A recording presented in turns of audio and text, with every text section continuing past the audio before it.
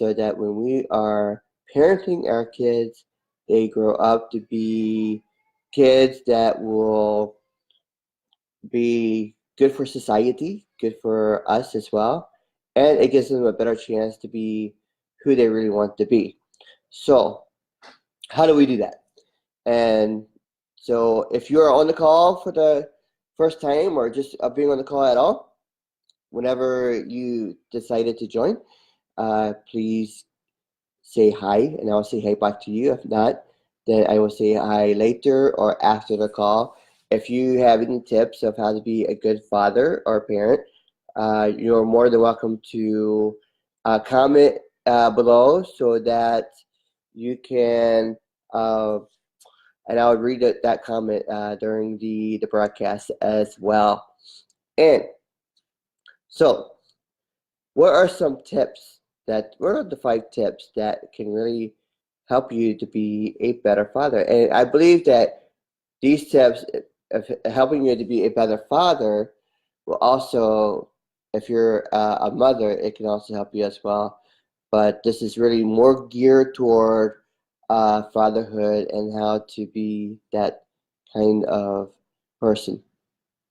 So, what are some tips that we can really share with you? And I really believe that uh, one of the tips that you really need to have is that you really need to be able to affirm your love for your children. And the reason why that you need to do that is that emotionally, your kids need to know that you are there for them. Now, imagine as fathers, we are so caught up in being the providers for our family. We are so caught up in doing the things that are necessary that allows our family to be well rounded uh, with the finances, with whatever we share with them. But many times, because of that, what happens is we tend to forget about our our um, our emotional support for the family. And as fathers, not only do we need to have the emotional support for the family, we also need to ensure that we have the financial support, right? So that's how we can really ensure that we are taking care of our family, that we need to affirm our love for them. And we do that by being emotionally attached to them. And being emotionally attached to them means you should be sentimental to them as well because they need that kind of love as well from, and they need to know that you are there for them. But what does love actually mean also? Because we often get we often get uh, mis we also often misplace the word love. We think that when we talk about love, especially when it comes to the Christian love, we begin to think that we should not that love does not involve correction, that love does not involve that you can't speak boldly against a certain thing. When it comes to the Christian faith, we're oftentimes we come to this conclusion that when we talk about show love, you gotta be loved. God is a loving God. He doesn't hate anyone. Blah blah blah. Right? All that crazy stuff, and they don't, and they never want any kind of correction when it comes to a particular sin that they're having. Right? But Paul and Jesus, they always corrected in love. They corrected by telling them that yeah, you are wonderful in this way, that you are loved and special, but what you are doing is completely wrong, and what you are the kind of thing that you're doing is detrimental not only to yourself but to your own well-being. So we have to realize that love, not only is it to share our love with other people, but it is also to share in the correction of others, especially when it comes to a sin or becomes something that is a bad behavior. We have to be able to correct the behavior so that those who we correct, our children who we correct, are able to stand firm when times get tough. You have to show them that kind of love. Love is not uh, love is not just saying, "Oh, I love you." Love is being able to correct them as well, and you have to be able to correct, because otherwise, the point number two is they will not be able to respect authority. Look around you, and especially in the U.S., do many of them have the now generation? Do many of them have respect for authority? Look how they treat those in authority, the police officer, the president of the United States, the others, their own parents and families. Why? Because they are not showing the kind of respect that they need to have. And that comes from the lack of love that is being shown within the home. So, love means to also correct appropriately when correction is needed, and not being afraid to correct, and not being and afraid to say, you are wrong in your behavior. I love you as the individual. I love you for who you are, because you are my son, you are my daughter. But the behavior that you are exhibiting is not appropriate behavior, and that behavior is punishable. So we have to be able to do those things. We correct in such a way that they know that we still love them, but at the same time, we are keeping their path straight so that they do not veer off onto a wider path that can often lead, as the Word of God says, to destruction. So when we do that, that ought to bring in the respect for authority. So we have to show that as fathers, we have authority to be the parents that God has given us. We also need to show leadership, because part of having that kind of authority that God has given us, excuse me, is to also show that we are able to lead our family and to lead our children in such a way that they will grow up to be the kind of people that they are called to be. And so leadership and authority go hand in hand, along with showing that love. But as fathers, we cannot be shaming our children into thinking that it is okay to that it's not okay that they do certain things, right? So what I mean by shaming is, you don't sit there and tell your child that they are good for nothing. That is shame. There's many cultures that are shame-based cultures. Uh, my wife being Filipina, that is one of the shame-based type cultures, where the parents will often try to shame their children into believing that what they did is so wrong, that they are bad people. And it often happens also in the United States, where you will often hear something to the effect of, "Oh, you are so, you are this, or you are that, you did this, you are so stupid, you are this." You don't do that. You don't do that. If you're going to correct, you correct in love, and you correct in such a way that will not damage their identity, but rather it will correct their behavior. So that's what we need to really focus on. Don't shame your children. Number four, we also need to be able to, oftentimes, we need to be able to give those type of warnings. For example, if a kid does something wrong, you're not going to uh, punish them with the belt or anything like that right off the bat, right? You're not going to give them that kind of punishment. You're going to you need to give them a certain kind of warning, and give them a reason why. Allow them to understand what is going on. For example, okay, so it's like, hey, don't throw that don't throw that toy on the ground. Put the toy away, please. No, no, I'm not gonna do that. It's like, no, you will do that because I'm asking you to do that. I'm asking you to put that away, and yeah, I'm giving you a warning to do that, or this will take place. And if they continue to not to abide, then it's like, okay, I'm giving you one last warning. You put it away, or you will face this kind of punishment. And then if they don't do it again, then you go into the punishment side of it, right? But you always affirm them first, followed by the correction, and then reaffirm.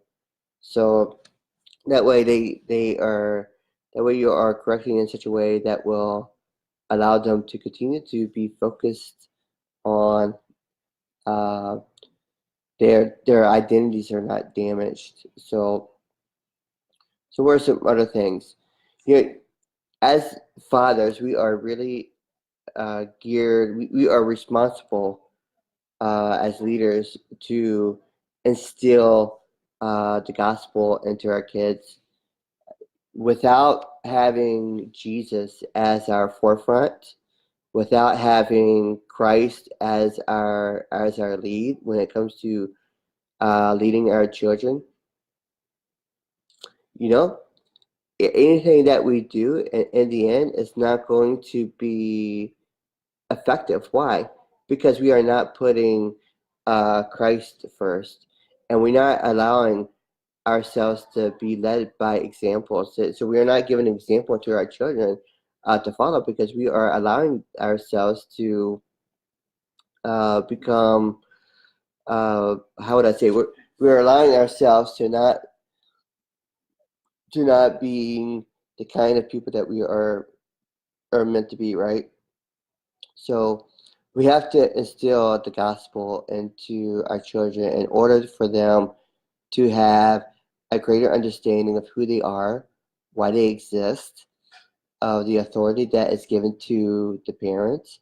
Also, to help give them identity because they need identity, but also to be able to show them that there is a greater power that loves them. And so that's essentially what is certainly needed. And so when we do that, when we allow the gospel to be implanted into the hearts and minds of our children, then we give them the opportunity to stay strong. What happens is with a lot of kids when they go off to college, they lose their faith, right? But why is that? Why do they lose their faith and allow the college professors and others to persuade them that what they believe is completely wrong? It's not because they have the gospel. Yeah, many of them have the gospel, but the difference is this: it was never taught to them how to defend the gospel, and two, it was they never had a great example from their father or mother to be led appropriately, to stand firm in their faith. You know, when a father is able to bless their children, when a father is able to stand firm in his faith and be that example that he is to others and to his children, he's able to lead well, then the chances of a child when they go to college or even high school to be persuaded by others is much more difficult than it would be if that example was not there.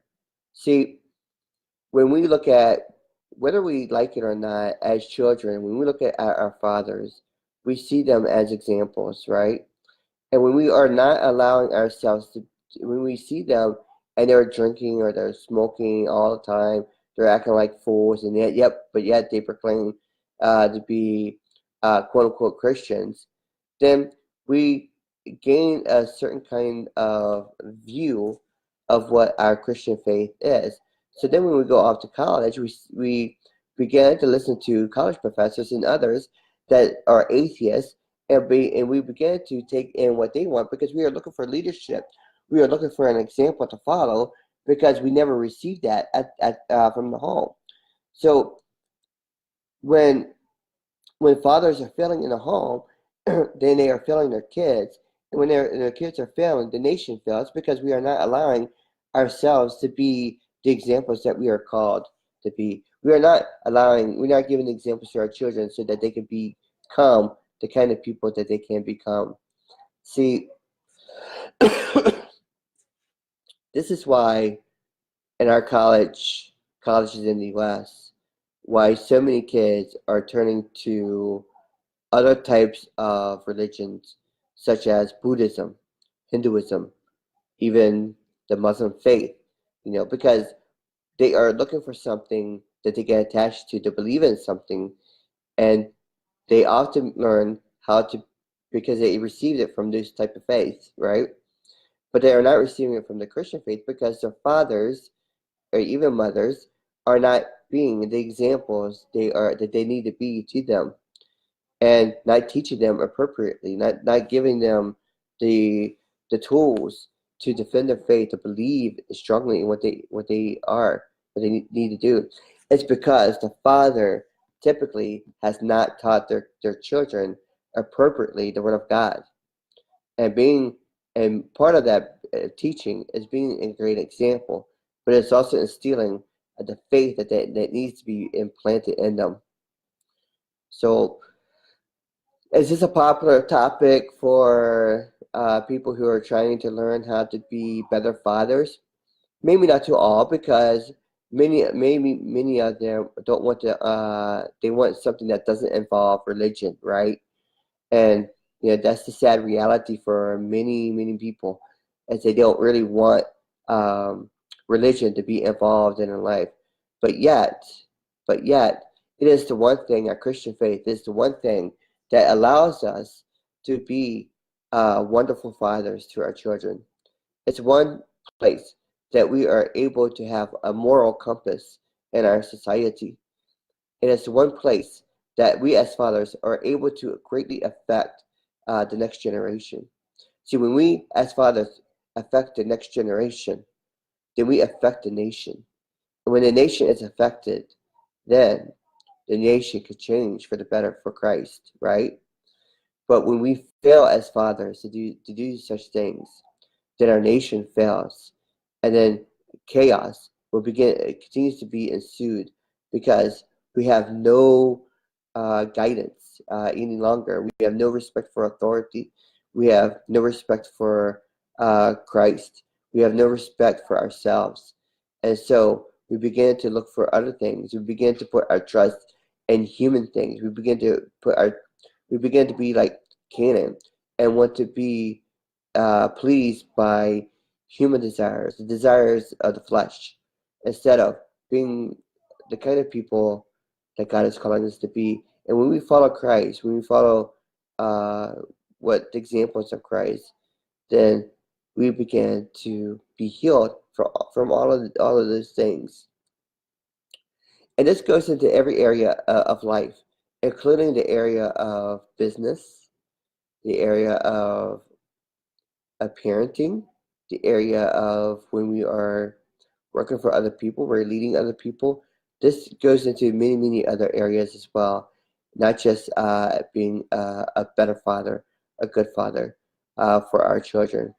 So I hope you got value out of tonight's call. I hope you enjoyed, and if you did, please share this video with others so that they also could be impacted and gain value of this as well. Thank you, Sheila Marie and Gino, for being on the call. I really appreciate it, and thank you for all the others for being on the call as well. I'm glad that you got great value out of this. I have more tips on how to be a better father. So if you want those tips, message below, and I will message those to you as soon as possible. So I thank you for all that you do. We will see you tomorrow. Take care. Bye-bye.